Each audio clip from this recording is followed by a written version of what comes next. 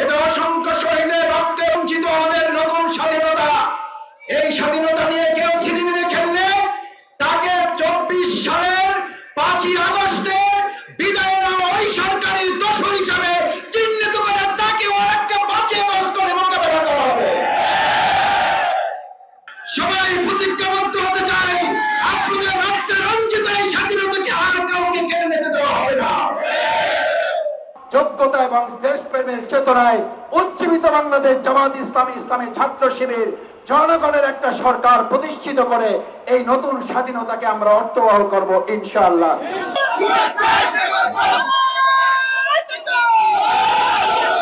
আউযু বিল্লাহি মিনাশ শাইতানির রাজীম। বিসমিল্লাহির রহমানির রহিম। আলহামদুলিল্লাহি রাব্বিল আলামিন। والصلاة والسلام على رسوله الكريم وعلى آله وصحبه أجمعين।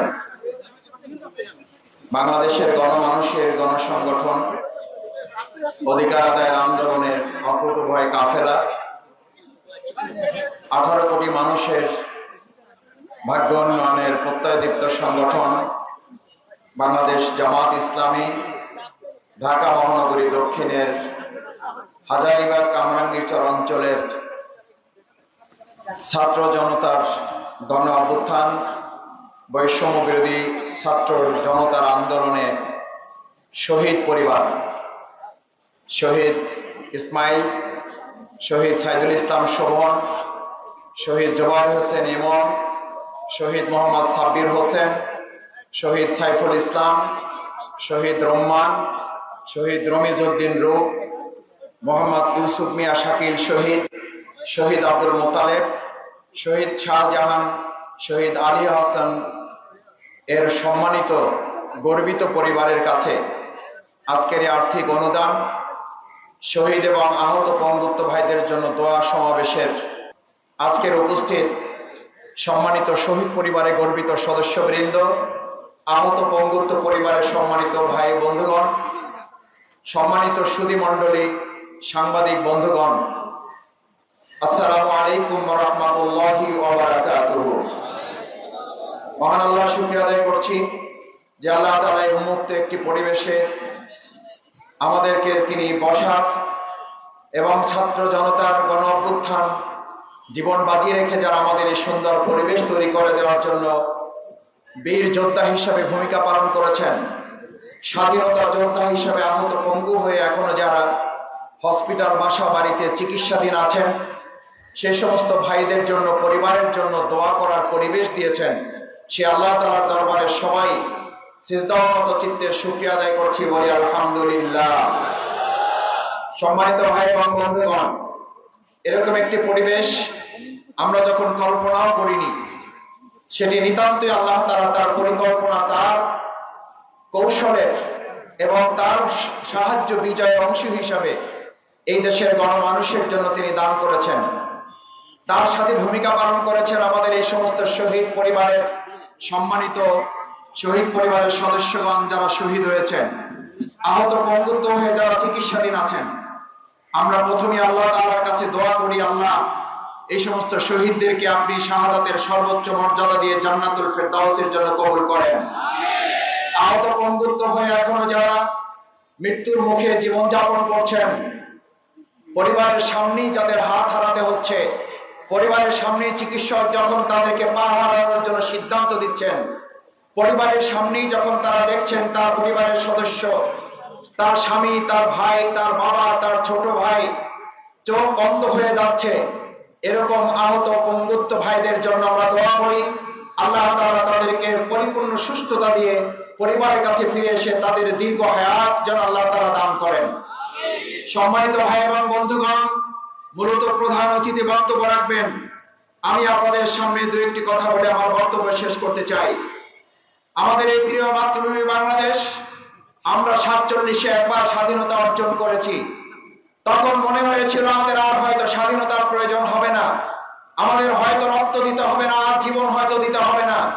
কিন্তু পরক্ষণে আমাদের মনে হলো আমাদের স্বাধীনতার নামে তারা তাদের সামনে আমাদেরকে অধীন করে ফেলেছে। ৭১ আবার জীবন দেওয়া হলো মানুষ, আবার স্বাধীনতার জন্য মানুষ রক্ত দিল, আবার আহত বন্ধুত্ব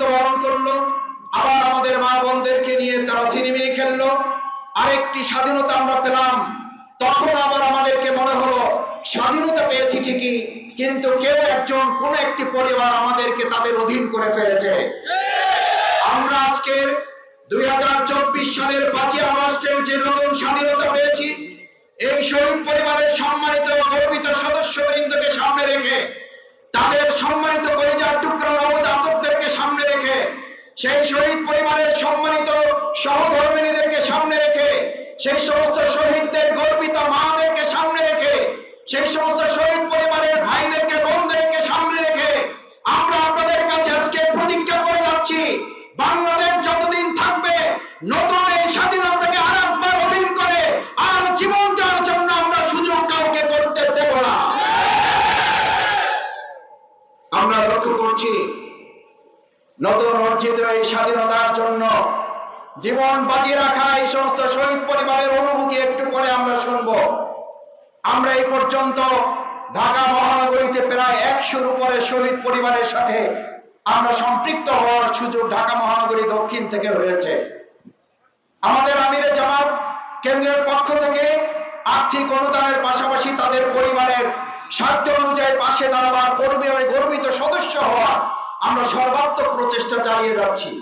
আহত পঙ্গুত্ব পরিবারগুলোর জন্য আমরা তাদের পাশে তাদের সর্বাত্মক সহযোগিতা দিয়ে চিকিৎসায় সহযোগিতা দেওয়ার আমরা চেষ্টা করছি। একই সাথে আমরা লক্ষ্য করছি এই শহীদ পরিবারের সম্মানিত সদস্যবৃন্দের চোখের পানি যখন শুকিয়ে যায়নি, এই আহত পঙ্গুত্ব ভাইদের কান্না যখন এখনো থামেনি, এখনো হসপিটাল থেকে তারা বাড়িতে ফিরতে পারেনি, তখন আমাদের বিগত সরকারের প্রেতাত্মারা এই দেশ নিয়ে এখনো ষড়যন্ত্র করে আমাদের এই নতুন স্বাধীনতাকে তারা প্রশ্নবিদ্ধ করার চক্রান্ত করছে।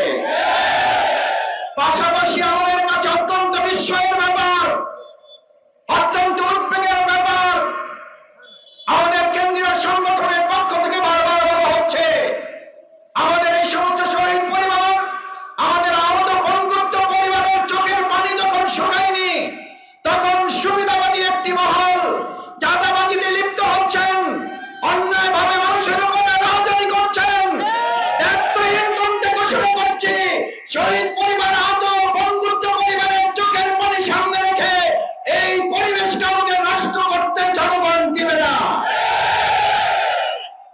কেউ যদি সেই চেষ্টায় সামিল হন, তিনি বাংলাদেশ জামাত ইসলামী ঢাকা মহানগরী দক্ষিণের কোন কর্মীও যদি হন, তিনি ঢাকা মহানগরী দক্ষিণের সেক্রেটারি শফিকুল ইসলাম মাসুদের যদি ভাই হন, বাংলাদেশ জামাত ইসলামী পরিষ্কার ঘোষণা দিয়েছে তাকেও বিন্দু মাত্র ছাড় দেওয়া হবে না। কারণ এটা অসংখ্য শহীদের রক্তে রঞ্জিত আমাদের নতুন স্বাধীনতা। এই স্বাধীনতা নিয়ে কেউ ছিনিমিনি খেললে তাকে 24 সালের 5ই আগস্টে বিদায় নেওয়া ওই সরকারি দোষ হিসাবে চিহ্নিত করে তাকেও একটা 5ই আগস্ট করে মোকাবেলা করা হবে।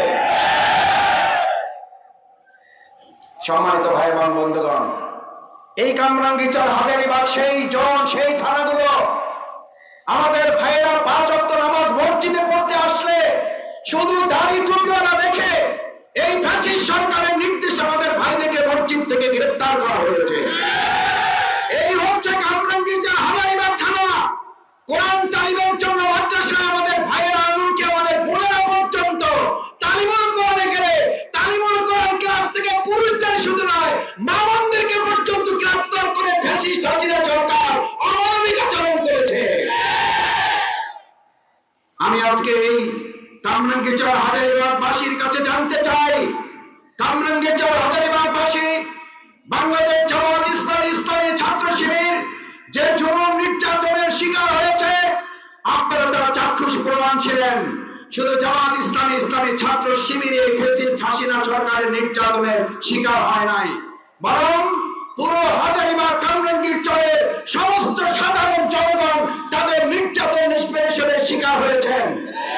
আমরা আপনাদের কাছে জানতে চাই, আগামী দিনে আর কোন স্বৈরাচার, আগামী দিনে আর কোন জুলুমবাজ, আগামী দিনে আর কোন দলবাজ, আগামী দিনে আর কোন ব্যক্তি, আর কোন পরিবারতন্ত্রের জুলুম কি কামরাঙ্গীরচর হাজারীবাগ সহ্য করবে?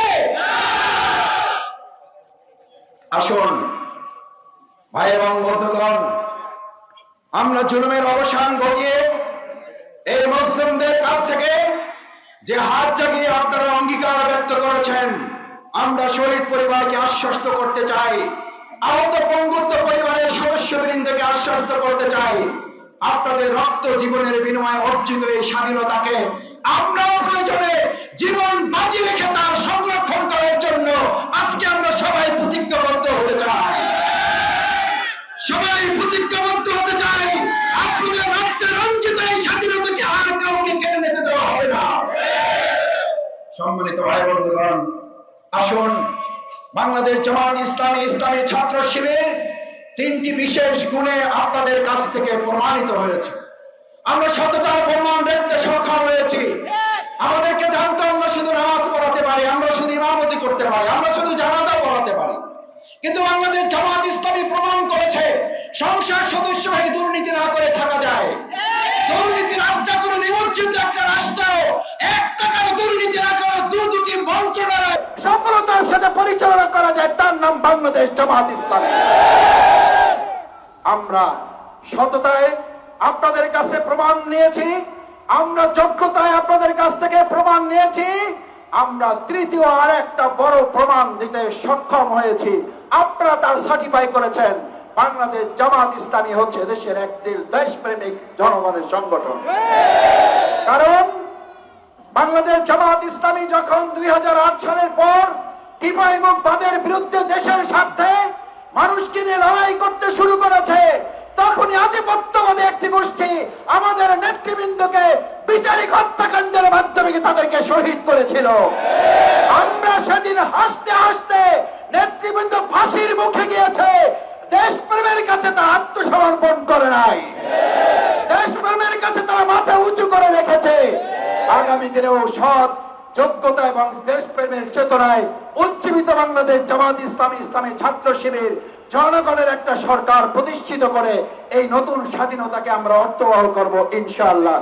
আসসালামু আলাইকুম ওয়া রাহমাতুল্লাহি ওয়া বারাকাতুহু।